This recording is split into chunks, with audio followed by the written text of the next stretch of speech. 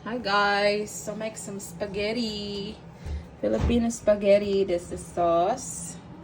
So this is leftover on New Year's. So just reheat the sauce. Yummy.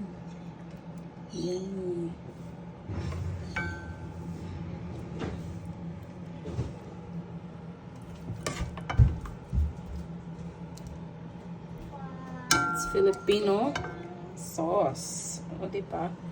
Can you get the cheese out of the fridge, Baba? Please, thank you. Yummy.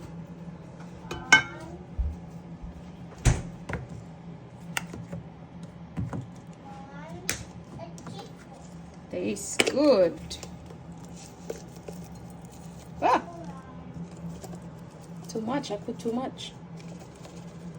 Okay. Here you go. Grab yours.